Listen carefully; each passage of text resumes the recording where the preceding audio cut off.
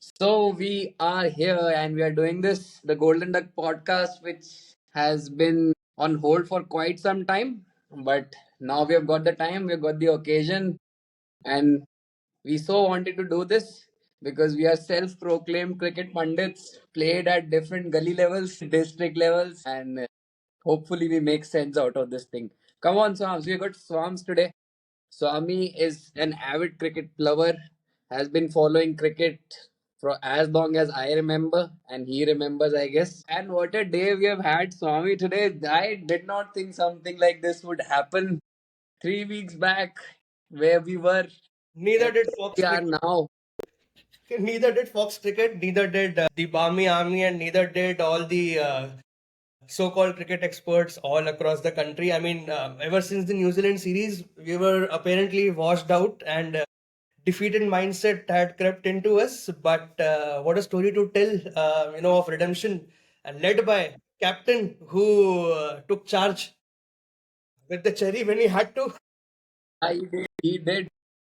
And what a cometh the hour, cometh on Aussie faces kind of a moment we have had. I mean, we took the fight right to them. This is how the Aussies like it, and they respect it as well. I hope. But yes, I don't know what happens. BGT happens, and Indian team is a different beast altogether. Surprisingly, I was reading this somewhere that 2024 is the death of home teams across the year. No matter which country you It's are, if that hour. It you're is. getting beaten by Bangladesh, if you're India, you've got beaten by New Zealand, and maybe this pattern will continue for BGT. Hopefully that will happen, Swami. That will happen, and we have got lot of things to discuss. Beginning, where should we begin? I think a good place to start, Swams, would be when the Indian team left the shores and flew down under. We came back. We had a 3-0 loss against New Zealand. Everybody put us on the back seat. Nobody thought that we could do something like this. I was going through the Fox cricket interviews. They were doing these pre-shows, and most of the Aussie cricketers believe that it's going to be a thrashing, just like how they always do. All the pomp and show, all the build-up that they do around whenever a team is visiting Australia. And sometimes this happens that when they create a lot of havoc around a team visiting Australia, we also get flown with this, right? And I'm guilty of that because I got influenced by it. Even though I'm a strong believer in Indian team, you and I both, we have been following this game for so long. We have had our ups and downs, but I know, uh, we know that this Indian team is made of something. They have got a strong metal, a strong core, and they can bounce back. But a 3-0 defeat was really difficult to digest on turning wickets, on dust patches that we created for ourselves. The entire setup that we built, it felt like we fell in our own trap. And now that we went to Perth, and Perth being the Colosseum of fast bowling. Come on, we have the attack Australians were having. Nobody thought we could pull something like that. Hmm. Now that it has, now we have got the first test back in our pocket. So, what is your, what do we say? What is your outcome? What do you pick out of this test?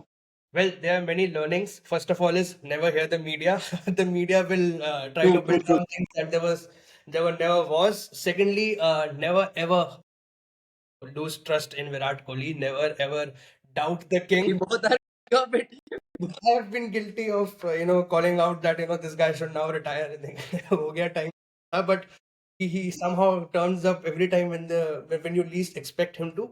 And obviously, it hurts that India lost 3-0 to New Zealand because I was reading it that before the series we had, I think, around 1400 days of domination in our home ground, that no team has been able to beat us ever since England. If you remember, 20 Yes. of England that had come and thrashed us around. After that, I don't think we have ever lost at our home, and then came New Zealand, which I think it's for New Zealand. It's a very forgettable series in a biased sense of way. We go there, we tend to lose. When they come over here, we tend to lose again. But then the entire build-up was obviously around the two big boats clashing.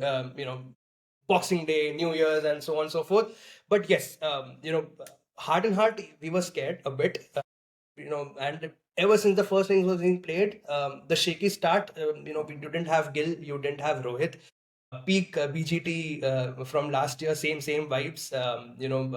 There were rumors around how Rahul is not fitting into the picture. They're just trying him out for a match or so. But and of course the fact that India succumbed to 150, which looked pars. So I've got a point here. Before jumping on to India, going on to 150, um, did India do themselves a favor by getting out early in this wicket for 150 runs, falling cheaply? Because after the second session, it Yes, was a different pitch that we were playing on. it was. I think it was a good toss to lose as well. Even if you would have lost the toss, I wouldn't have minded after looking at the pitch, because the pitch still had juice for around 2 days. The fact that we were nicking outside edges, we were getting wrapped on our pads, and people were going out right, left, and center. The entire narrative was that it might just turn out to be a 36 part two, and Australia might just roll all over us, show us how batting has been done on the bouncy pitches of Perth, and we would be looking at an innings defeat. But surprisingly, or not so surprisingly, skipper in charge had different plans. And yes, the best was Australia was trapped in their own plan that they had made for the pitch. They themselves could not read the bounce, the pace, the cracks, and it was a sight to behold. We had 17 wickets in a day, if I'm not wrong.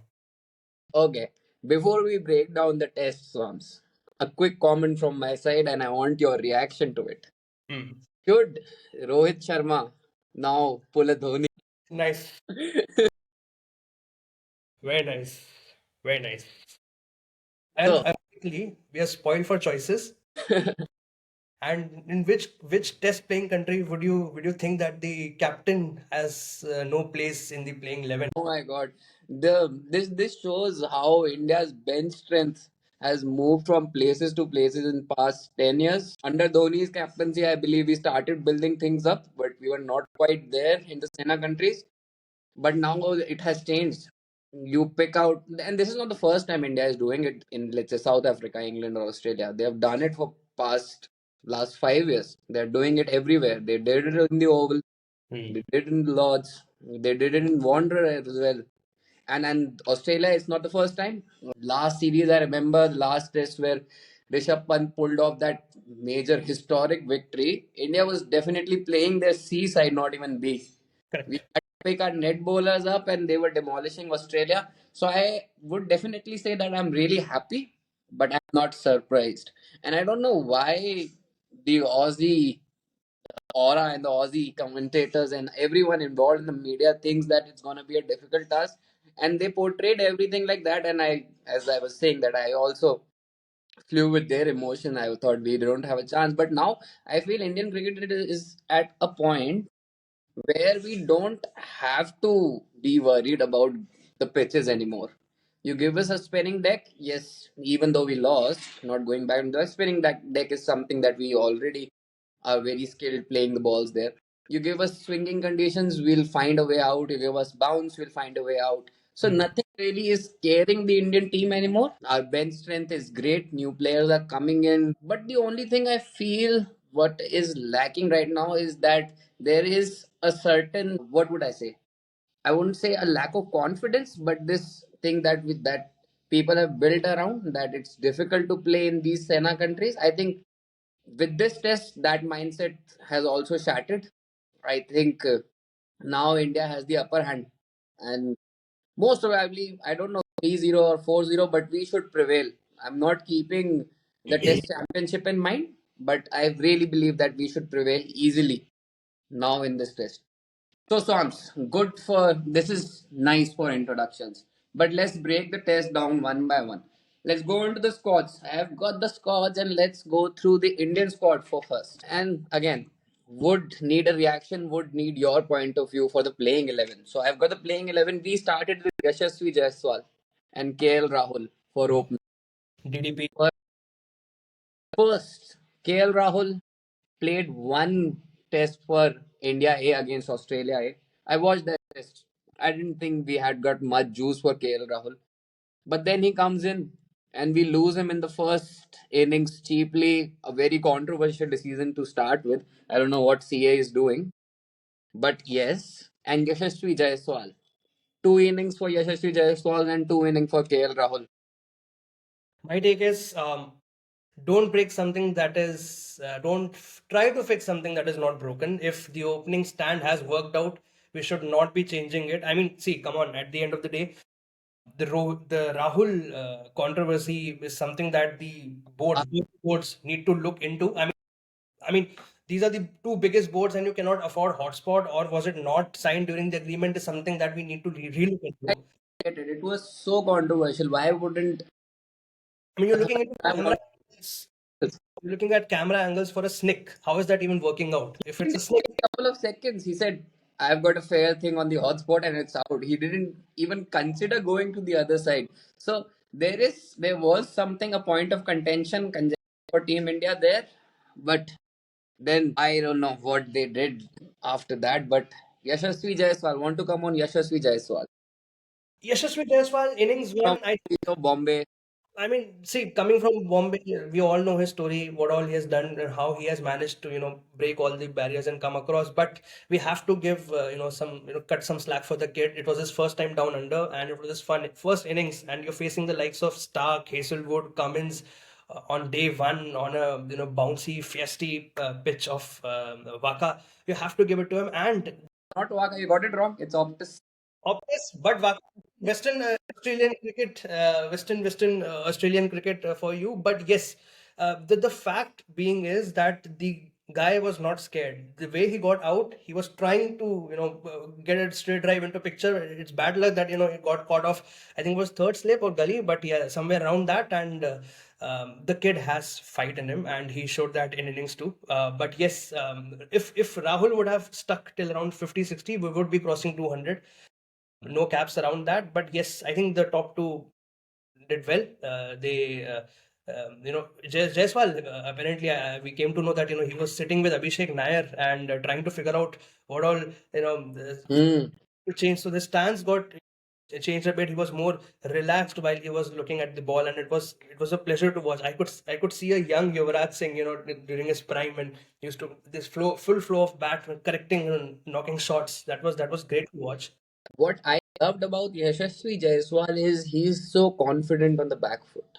When you're playing Australia, you expect the ball to bounce. And as an opener, when the ball is going sideways as well, it's bouncing. It's really important when you come on the back foot, you are able to punch and guide the ball to different areas. And that is what Yashasvi Jaiswal was able to do really well in the second innings. He was letting the good balls go and just playing the ball on the merit, and having a nice back foot punch daily helps. And I think that is what made the difference. He was able to just come on the back foot, play Mitchell Stark on the up, play Pat Cummins on the up, and then like just those shots were so flawless. Technique was so brilliant. I thought this kind of player seems perfect for a condition, for an Australian condition. So that's what I think really went our way. Yashasvi Jaiswal with his temperament and his amazing back foot abilities. Coming to KL Rahul. KL Rahul, somebody who has been cornered, somebody who we have all neglected, somebody who we have all downplayed, and even to an extent we have made fun of him. I don't know how many times till he has been on the scene. There have been some instances we would have made memes over it, we would have joked over him. But when there was the ask for Team India to perform in a Border-Gavaskar Trophy test in Australia, KL Rahul was so sublime. The fact that he was able to leave the good balls and just playing on the merit and let the shine of the ball go for those 15, 20, the initial session on the second day, how he was playing, I think that made all the difference. That gave Yashasvi Jaiswal the confidence to play his own shots. So kudos to KL Rahul. I think this is a resurgence. I think he's coming back on the stage now, and this will ease a lot of pressure for the Indian batting lineup. My only worry is that they should not change it around too much. This guy has been proving himself as an opener, as a number three, number 5, number 6, wicket keeper. You put him in any slot and he'll try to play his game around. He's not fixated that he only has to open. He's very fluid in that sense. But then the horrors of the past keep creeping in. If you remember BGT from last time around when he was trying to get that ball and he used to get bowled to Josh Hazelwood on an in-swinging Yorker, and that famous cut from 8 runs, 2 wickets, where Kohli is looking at the scoreboard and how he just got out, Rahul. That keeps tormenting Indians for That's some. the haunting scene for all of us. Yes, if this guy is able to manage the pressure that is on him, I think it's a solid start. We should not be touching our openers in any sense. And that is what is setting us apart. If you look at the Australians on the other side, McSweeney is on debut. You have Usman Khwaja, who has been taking care of Australia since the past 4 or 5 years, and now surprisingly is out of his prime. David Warner is nowhere in the picture. Steve Smith, who was opening for some time, has come down on number 4. So there's absolute chaos in the other camp. We should build on that. Let's not change if it's not broken. And yeah, the top two look good for us. That's nice. But again, the point of contention here is, would Rohit Sharma be considerate enough to give his opening position where he has not performed in ages? See, you're a captain, and as a captain, I don't think you should be insecure. Your only worry should be how many matches can we win and how can the boys be happy when they're on the ground. If that means that Rahul and Jaiswal get to open with Gill coming in 3, Kohli coming in 4, Pant 5, and Rohit 6, I don't see that as a problem. Rohit has previous experience of playing at number 6 before Dhoni promoted him as an opener. So this guy is not new to something like that. And as a mature headed person, he's what, 35, 36 himself. He can actually manage that collapse, unwillingly, if it does happen, at a later point And of time. to be honest, with the new ball, Rohit has this very age-old problem of a Mm. ball pitching on the middle stump and then going outside and just taking off his off stump. So I think it's, and in the edge as well. You bowl the same middle stump line and it goes outside. Rohit Sharma just gives up his wicket.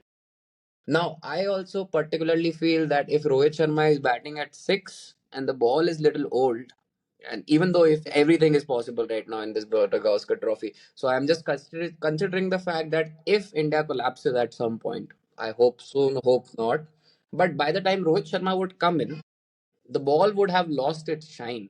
Hopefully. And that's where Rohit Sharma becomes extremely dangerous because, like Jaiswal, Rohit Sharma is an excellent back foot player. If you give him little bit of bounce, he can cut you, he can pull you. But then those new balls swinging outside with a little bit of bounce, that can be a problem for Rohit Sharma. And he not having that much of a practice lately after having that kid, would he be able to open with the same finesse as Yashasvi and Rahul? I am not sure. So, as a cricket fan, as a Team India supporter, I would also want to see Rohit Sharma playing at 6 and Yashasvi Jaiswal and Rahul opening. Now, we have a boy who has played so many years in IPL and goes unsold in the auction but is a number 3 for India. Devdutt Padikkal. Bizarre. I was watching Devdutt Padikkal today and I felt his energy was dropping. His shoulders were stooping little low. Got a 0 in the first inning and I think what, 25 odd runs in the second one? 25 exactly. 25 in the second innings, golden duck as a. I don't see Devdutt Padikkal playing any more games in this Border-Gavaskar Trophy. I'm not sure what is in store for him, but I don't see him playing any limited overs, especially the T20 IPL as well. What we can expect is him going back to the domestic, getting back in the groove, because he has that fire in him. He has that skill in him. It's only a matter of application, because this guy is being overshadowed by legends here and there, be it IPL when he was with RCB, then to RR, and now coming into. Well, I feel this guy feels he's not completely in it, and that is what even when he's batting, it's very jittery. You are never too secure when you're watching DDP bat, which is something true for Rohit as well. I mean, at top, when Rohit opens, there's either he'll score 50, but he will give up his wicket, or something or the other is bound to happen, which fortunately we did not.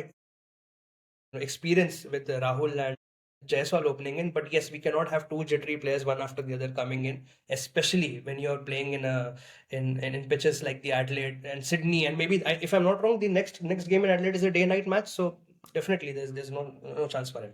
That's true. That's true. With Shubman Gill coming in, the place is pretty safe for him. Coming in, walking at number first Three. down in. Now, for this man, I've got something really special. Just give it a listen. मैंने उसे जब जब देखा लोहे जैसा गलते देखा ढलते देखा उसे गोली is our man, the king, Virat Kohli, scoring a century after such a long time. Felt like 32 and then it was feeling like 64 to me. But it was a long gap and this was due since last century against Australia only in tests. I think that was Ahmedabad, if my memory serves me right.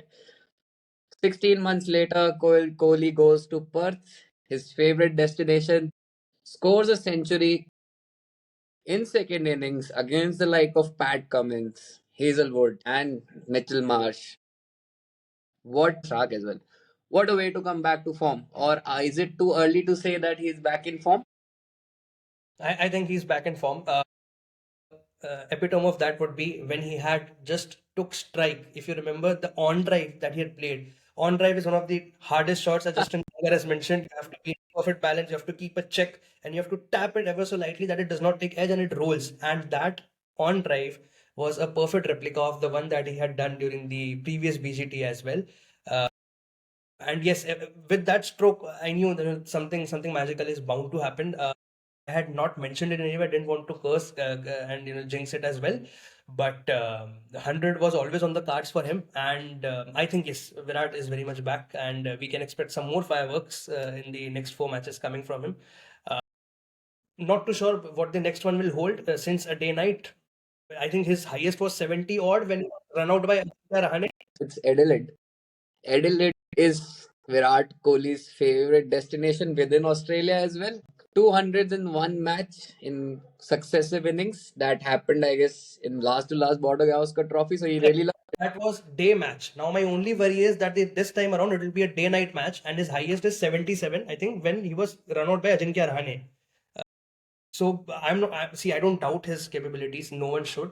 But day night holds its own set of challenges, and I don't want personally Virat to chase 100. I want him to be there for the team. His presence enough can help calm down players like Yashasvi, Gill, and even Pant who can play around him.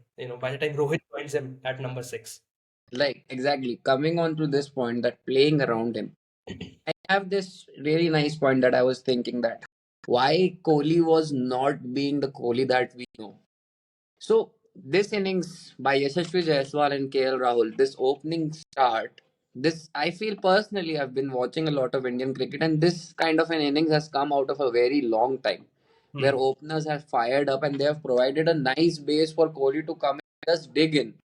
Right. I think even during that slump period where Kohli was not performing, the fact that the entire limelight was on Kohli was actually one of the factors which was pushing it that Kohli was not performing. But there was also this fact that a lot of players who actually support the entire Indian cricket team, including the openers, were not performing at that level. So Virat Kohli is someone at this point in his career where he's so experienced that he is not anymore that player that used to be in 2013 who would come out and take other teams single-handedly. But still, Virat Kohli is really important to Team India because he can build on if he is given that platform, right? And what was missing in all these matches, all these past 16 months, is that he was not getting that platform already built to come and perform. Today, Hmm. Jaiswal and KL Rahul saw the new ball of Hmm. right? There was no swing anymore. There might be a little bit of lateral movement, but Kohli had a nice platform built for him. And Hmm. that's where Kohli came in and just played his own shots. So if Team India batsman performs as a whole and give Kohli that right amount, that right platform to come and score, I think Kohli can score way more runs now. But I really feel that Kohli of the past, who you actually come and be that one player who takes on the opposition. That's not the case with Kohli anymore. You just cannot expect only Kohli to perform for Team India. You need other players to come in, but if you support Kohli, he's still a formidable force. Well said. I think, and no one should only focus on Kohli as well. It's a team sport at the end of the day. It's not one man versus 11. And yeah, I mean, as long as you're building a platform for him, then why not? He's there to lead on from that. Nobody likes a scorecard of 8-2, 5-3 every other match, isn't it? You have undue pressure on yourself. And it's been so long. I feel so content seeing this scorecard. I feel so content seeing the opening stand. I feel so content for the two sessions that we batted straight for once. I want the scorecard to be framed and shown across to all those very intent merchants who were justifying jazz ball, bass ball, and shit not I don't know what, ruining test matches by just tonking and slogging.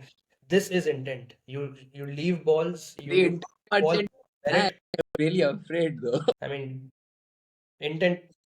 This is real intent for me. I mean, this was a Absolutely, absolutely. Well said, well said. Now, coming on to one more innings, which I felt is very neglected and played a really huge role in this test, is that Pant's 37 runs in the first innings that built the foundation for those 150. hmm. If we remove those 37 runs, Australia would be trailing by 6 runs or less, maybe 10 runs. And those 10 runs would have made the match very level. It could have gone anyway. I think those 46 runs lead that India had made a huge difference. And then coming on to Bumrah, but I want to come to it later. I want to stick to Pant as of now. Those 37 runs, it was really crucial. And they came at a point when we were really reeling. We were way behind in the contest. We would have lost. We lost the first session already when we lost Jaiswal and Rahul, and then Particle for 0, Kohli for 5. Pant coming in and facing Cummins with a new ball, facing Stark with a new ball, and playing those obnoxious shots. Did you see that six he played over on the leg side? He just rolled over on the crease and just swept it for a six. Who could Reminds have thought? me of Gaba, the four that he had hit. Toota hai Gaba ka Ghamand. It was very. Exactly, that was a bottom-handed four he played. But this was so unbelievable. I was just watching Rishabh Pant in awe. How could a man be so fearless? So fearless. That was guts in the most elemental level we can think of. But then, isn't that classical Pant for you? I mean, and just not limiting it to test. If you remember the T20 World Cup when we were reeling against Pakistan, he was the only one who was lying, flying, and trying to hit runs here and there. I think with Pant, it's always if you're 300 for two and he's walking in, he'll do jack shit. But if you're 10 for four, he'll ensure that there's at least some runs on the board and he'll die fighting. So that's classic Pant for you. And I knew his second innings, there's no contribution coming from him because he's already done his worth in first. Yes, there is one big innings coming from Rishabh Pant in this series. Somewhere where India most needs it, he will be stepping up again. And no doubt in his ability whatsoever. This guy is there if unfortunately the top three fail off. Definitely, definitely. I am also placing my money on Pant. Coming into two new players who have got the caps for Team India. Nitish Reddy, Harshit Rana. What do you feel about them? What do you feel about Harshit Rana's bowling and aggression though for starters? I mean, the first innings was an absolute banger. The way he took Travis Head's wicket, Oh, ball coming in. ball was from here, it dipped right in front of him and straight into the wickets. That was amazing. And the aggression, I mean, that is one thing that Indians were missing till some point of time. I think the last aggressive bowler we had was Srisanth. True, true, true. To some extent, I have also felt Ishan Sharma on the same lines. Yes, and then I think our bowlers used to get tired with too much aggression as well, and they were focusing on their length. But now we have someone who is rustic, who has that passion, who wears his emotions on his sleeves just like VK. I think even Umran Malik, he had a lot of pace, but the discipline was lacking. But I think in with our friend Rana, he's in the evil wings of Charu Pandit, the coach from KKR and MP. So these people know what they're doing. Chandrakant Pandit is known to be a hard taskmaster. Yeah, Shrikant Pandit is one person, and now with GG. So GG and Abhishek Nair, so this guy is ably backed, and I think you can expect him to turn up for the second match as well till the time Mohammad Shami is not physically fit. And get ready for some bouncers in Adelaide from this guy. Good feisty pace coming in. Yes. And Nitish Reddy as well. What a valiant effort by Bat in the first inning, scoring those 41 runs, getting caught by Khwaja, bowled by Cummins, but that was also a valiant effort. Really, really looking forward. I still feel Nitish Reddy has a chance in India's 11. Do you think so? Yes, I think Nitish Reddy will play the next game and maybe a couple of more until unless he does something really bad, because this guy can bowl, this guy can bat, he can slog, he is fearless, and those tipping in swingers are a proof of that to Mitchell Marsh today as well on day four. So I think this guy has it in him. Maybe he can turn out to be the next Hardik Pandya. Too soon to say. But I see a stark similarity between him and Kapil Dev. If you remember when Kapil Dev had just broke into the circuit, he was always a How bowler who can bat. would I remember? No, you read the expert from Sunil Gavaskar. He said Kapil Dev was always a bowler who could bat a well. Then later on, his batting overshadowed his bowling. I think the same could be with this guy Reddy, because the way he's batting, he's too technically sound for a number eight or a number seven. He needs to be around five or six. It's actually, I think, a blessing for us that he has to bat so down the order that players like Pant and Rohit and maybe Jaiswal can express themselves. They know someone is there जो नीचे आके 30-40 तो बना ही देगा in hardly what 20-30 balls. Yeah, So too that soon. Very early career, first match, but scoring good. runs. Now, coming on to this Golden Duck podcast is an extremely biased channel. We are Yes. supporters, so heavily taking India's side right now. We would jump onto the Australian team and their performances in some time, but we got to address the elephant in the room, the captain of the Indian side, the spearhead, the bowler incarnate. It's like he has got arms directly gifted from Indradev and bowling those absolute bangers, coming in, coming out, bowling those Yorkers, and just making Australia come to their knees in the first innings. What an Both literally and metaphorically. I mean, it's Mohammad Siraj has Swami when he has the new ball in hand. I feel I am seeing a god incarnate. It's like Bumrah is some sort of a god coming from Indian mythology. I would really picture him as Indradev with his what is his weapon? He has that, right? Vajra. Was it Vajra or was it Vajra was it? I think. It's like I don't really blame the Australian opener. Max Sweeney just playing, and that's really set the tone. Like how Bumrah started in the I first. I feel bad for Max Sweeney. Max Sweeney is actually a number four. If you look at Sheffield Shield, he bats at number four. Poor guy has to come open in Border-Gavaskar's first match, face a hot in prime focus Jasprit Bumrah, who's been shooting one Yorkers at 140 and sweet chin music, and this guy has to survive apparently. So I feel bad for him. But yes, Boom had some plans, and he mentioned this in the post match as well, that ever when the Indian team was bowled out for 150, he had rallied all his boys and said that this is time to do something special, and something special they did. I mean, he actually led by example, infused that that idea into the team, that it was a lead of 46, which further got increased thanks to some quick wickets, and now India is actually back into the match. One guy changed the game altogether. I mean, 7 wickets contributed by the Indian team led by Jasprit Bumrah. I think he had four on day one itself, and he got fiver in the first session, day two. I mean, crazy stuff. Where do you see this happening? I remember one of the experts from the post-match press conference today. So a reporter asked Bumrah, "How does it feel, captain, to have Jasprit Bumrah in your team?" What a question to ask Jasprit Bumrah. When you have Jasprit Bumrah, and I was saying this yesterday as well. What when Bumrah came into the scene yesterday? Not yesterday. On the first day, Day one. 150 runs in the back. But the kind of determination he had, it was as if 150 runs was enough for him. he came with that mindset that I will get them for less. There was no doubts that he'll get them for less, and that was showing how the way he was bowling. And Bumrah being Bumrah, he has done it everywhere in the world. And we are banking a lot on Jasprit Bumrah.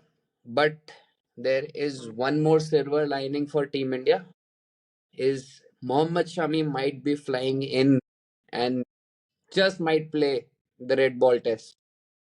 Do you see this as a silver lining, or do you see that we should not be changing how we have been bowling?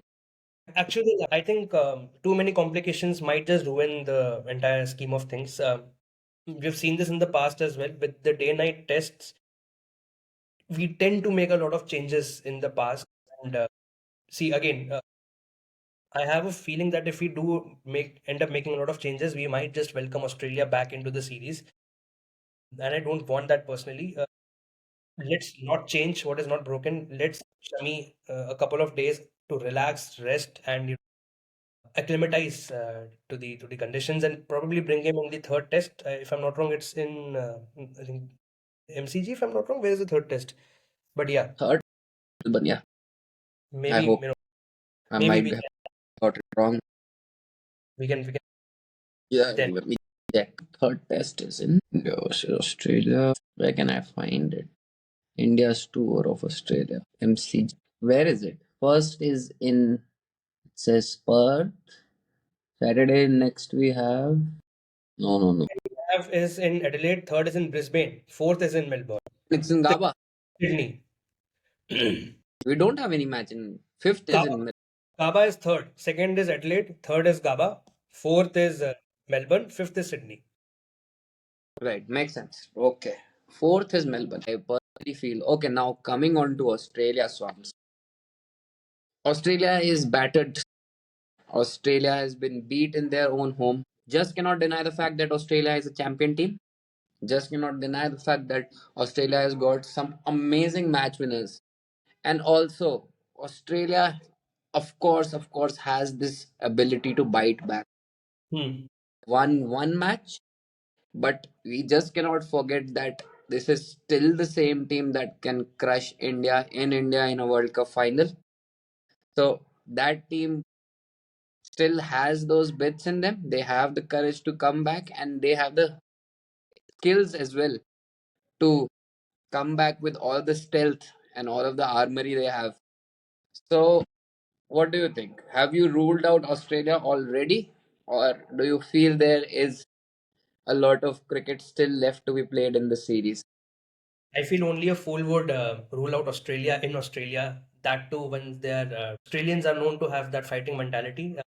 We cannot expect that they'll not win. There is a win written for them somewhere where India might just make blunders and invite them in, but it would be a very hard fought victory for the Australians. That being said, because their batting is all over the place.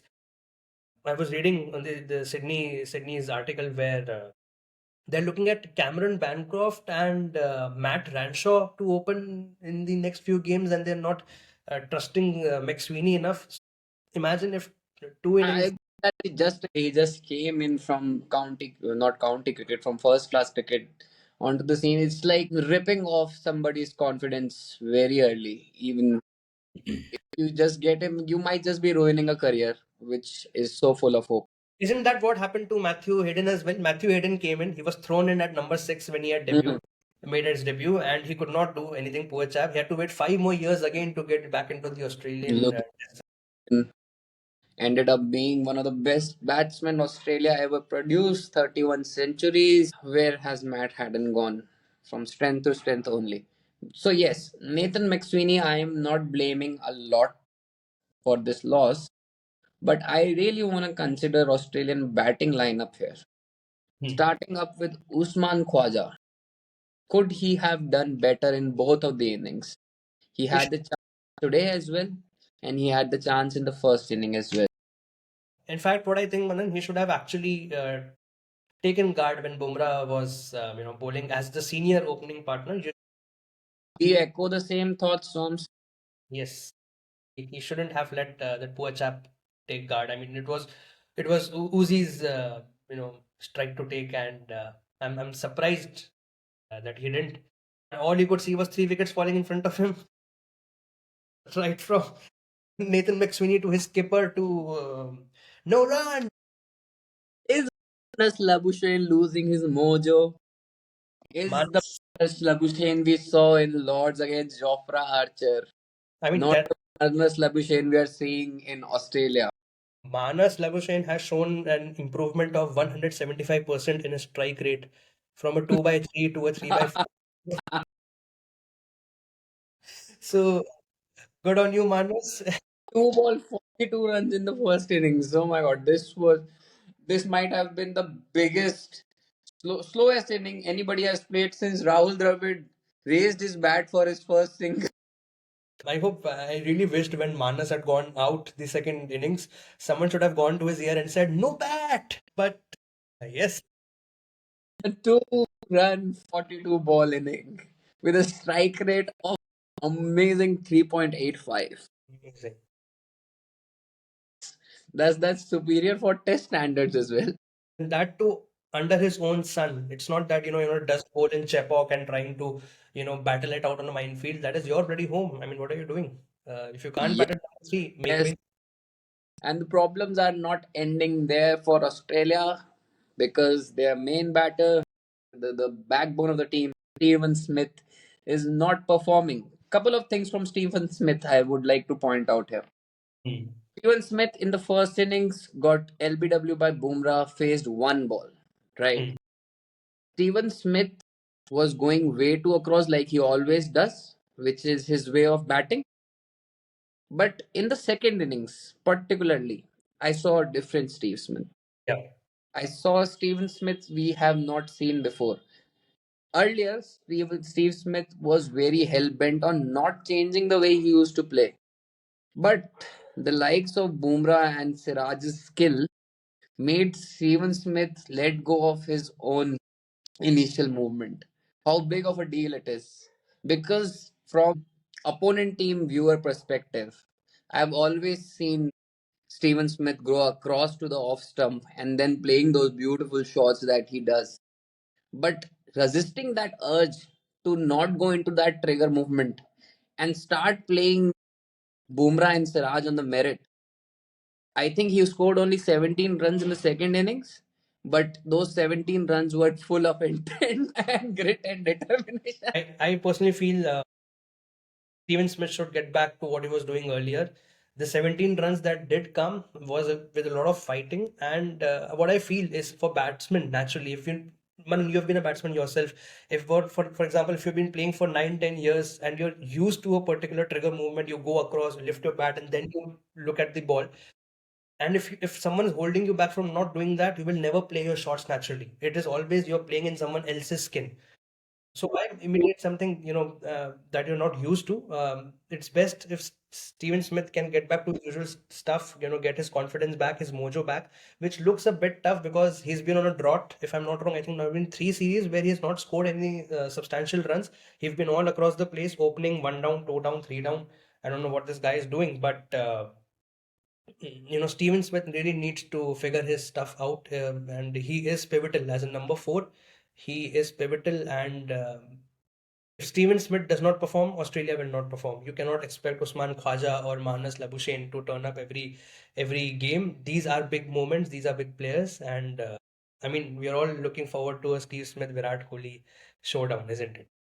Yes, we are definitely. But again, one good thing for Australia that we see, even though Travis Head has been out of form, not playing cricket for so long, in Test particularly, I won't say he was out of form. He was just not playing for past couple of past 6 months now. But in the second innings, though he got out at 89 against a very nice delivery by Bumrah. I'm so sorry, Head, but we feel really nice about it. So sorry for Head. See, we still got a smile on. But Travis Head has always been someone who has poked India in tough matches. He comes in, he has got that Australian spirit, he has got that Australian fight that everybody talks about. And now I see Travis Head really trying to feel the ball and he was getting used to Bumrah, Siraj. How do we deal with this threat of Travis Head? That is a very good question. I think the only kryptonite could be Jasprit Bumrah. If you remember the World Cup final in Ahmedabad, this was the exact same delivery that was just missed. If Bumrah would have kept it thoda under, it would have got an edge. And this was the exact replica, and this time he got out. Um, Travis Head is a different ball game altogether. I think not sure if pace is a strong point, can we trap him with spin? We have Ashwin and Jadeja as well in our arsenal. Should we replace Washi with Jadeja for the next test is something that we can ponder upon, because day-night test, Adelaide, you need a left armer who can take it out for the righties and bring it in for the lefties. So I think that is something that we will have to look at. But Travis Head will be a headache for us for all the next remaining games, fittingly so. Is Cameroon Green coming in the side? Is he healed already for the second test? Fuck is Cameron Green? That is the question that entire Australian media has been asking.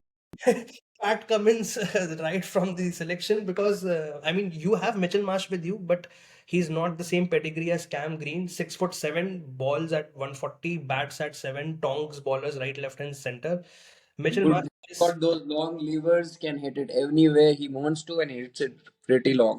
and fields at gully out of all the places. He can dip in and catch those right and left. So I think a very important person, Cameron Green, is what Australia was missing in this lineup. He could have been that fourth pacer who could have made that difference. Because I was seeing Mitchell Marsh bowling. Mitchell Marsh bowling at variable paces. He started at 117, trying to use just the swing of the ball. And then he was going somewhere around 135, bowling good areas, but not that consistent like how Cameron Green is. And he provides that wonderful fourth seaming option for Australia, which they missed this time. Now, Swamps, already closing at the 50-minute mark, but now I want to address a very juicy issue. From a press conference yesterday, Inglewood, Josh Hazel was on the chair, and he was asked what is Australia's plan to how are they going to be scoring 534 runs tomorrow. matters. It seems that there is a certain rift in the I Australian camp. I don't know how true is it. I think, for my personal opinion, is that we are making a lot out of a generic statement. He was really tired. He was coming out of a good toil hard day where he bowled 40 odd overs, not 40 overs, I'm sorry, he bowled 20 something overs. But yes, going into through the entire day, coming into the press conference and saying something like it's batter's job. So is there a rift within the Australian side, or is it just a media created buzz? mean, see, there are two ways to look at it. If you actually understand what this guy was saying, between the lines, he mentioned that I did my job and I was sitting in the spa getting myself all checked with the physio. So Australian things to say. I'm not sure why I'm being asked, but yes, you can ask the batters. But then, it's true that as an individual, you have your own departments to look at. He's a bowler first and foremost, and he has done his job. Now it's down to the batters, which is technically correct, but whether is it politically true or not, that we have to look at.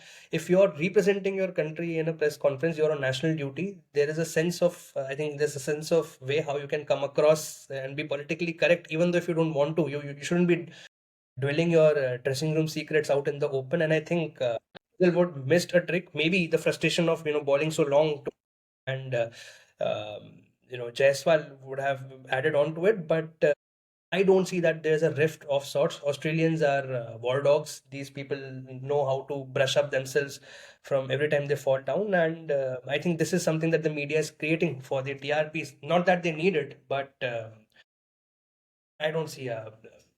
Me neither, but this performance will raise a lot of questions within the Australian setup. Lot of things to work on for the entire Australian side. But as an Indian fan today, Swamps, how do you feel? Amazing. I mean, ending a match of 5 days and 4 days, coming into bat day one, making Australia bat in the VRs of day one, snapping in wickets, doing the same thing again at day three, if I'm not wrong, making them toil hard for day two. The only thing that have been more, an icing on the cake would be some bodyline bouncers, some negative bowling by Bumrah and Rana towards the end. But yes, I think that can wait for next games. Amazing start to the series. Never thought that we'll be winning so convincingly after coming 0-3 against New Zealand. I think this is our series to lose. I see a 4-1 or max to max 3-2 in India's favor. Yeah, it's time to bring the trophy back home. I read an article where I think this is the last crop of Australian cricketers which is yet to touch the Border-Gavaskar Trophy since how long? I think 2014, 15, it's been with us only. Yes, last it was Steve Smith who was able to lift it in India. In India, right? No, in Australia. When Australia. yeah, so been a long time for Australia to lift the Border-Gavaskar Trophy, and I think now Border-Gavaskar Trophy is by a little margin eclipsing Ashes. It has already eclipsed, if you look at it from eyeballs perspective, I think there are more viewers for this series. The time zones are right where we like it for both the countries.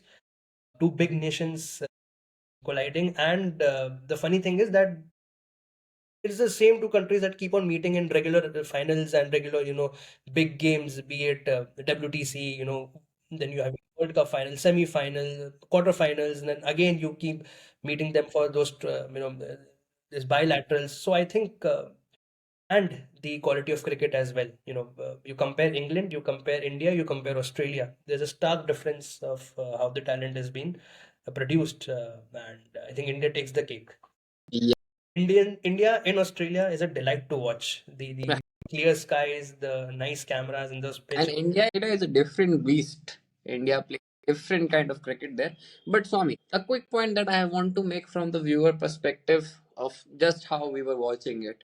I feel the stadiums are filled with a little more Indian spectators, and it does not feel like kind that hostile like it used to. I would want more Aussies to come in the stadiums so we could see them demolish their side in front of them. But yes, a more hostile kind of environment would be something which India would also want to be in. And then because that makes India thrive, India's redemption arc is on the way. I would want to see more Aussies coming in the grounds. I would want to see a little bit of sledging like it used to happen back then. And yes, from the masala perspective, I want to see more sweet chin music for the Australians, just for what they did to our man Cheteshwar Pujara last time. Remember, we were discussing about this off the record as well, few hours before that. I want to happen to them what happened to him, last time around. And I think around 5 minutes after that, Rana gave a good bouncer. Just the next ball, a good one to Josh Hazelwood. Hazelwood, I think that was a good ball.